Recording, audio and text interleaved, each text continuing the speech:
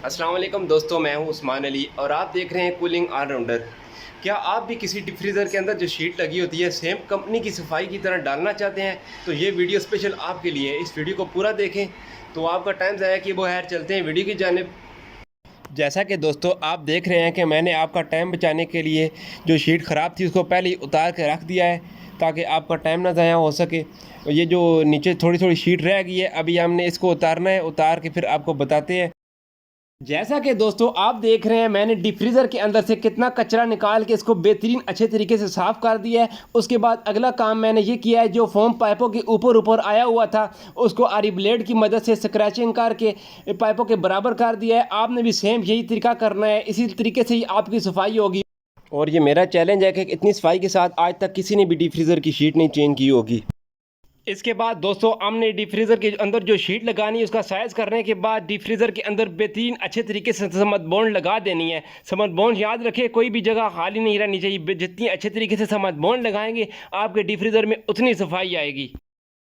हमने समद बॉन्ड को अच्छे तरीके से लगा दिया है। उसके बाद हमने शीट को फिक्स करना है। जिधर से आपको समझना है आप कमेंट करके पूछ सकते हैं, इंशाल्लाह मैं आपको रिप्लाई करूँगा।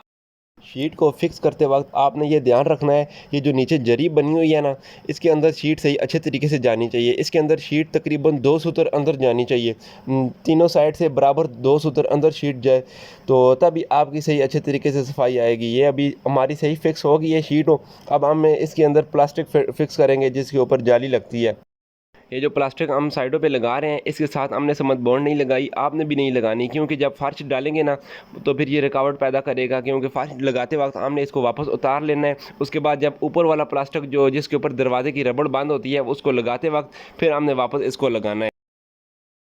शीट लग गई है, अब हमने शीट के साथ पैकिंग लगानी है।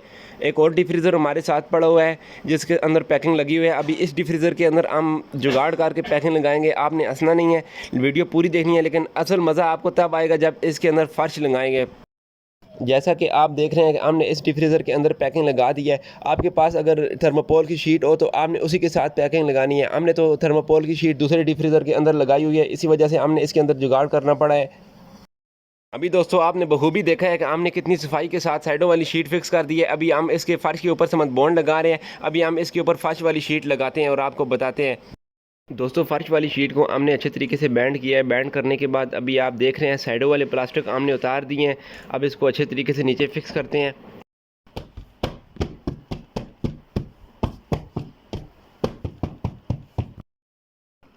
इसके बाद दोस्तों आपने एक बड़ा पिचकस लेना है जिसका मुंह आगे से फ्लैट हो।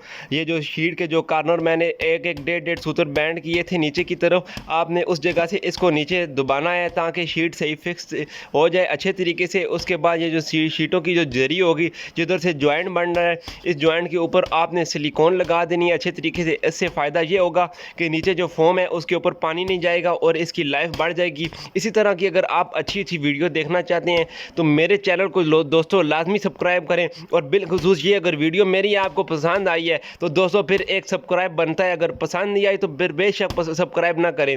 और अभी आप देख रहे हैं किस तरीके से मैंने इसको फिक्स करके बिठा दिया है नीचे शीट को। अभी इसके ऊपर आपने वज़न रख देना है, कोई भी किसी चीज़ की भी पैकिंग रख देनी है ताकि ये सही पकड़ कर जाए। कोई भी सवाल हो तो आप कमेंट में मुझसे पूछ सकते हैं।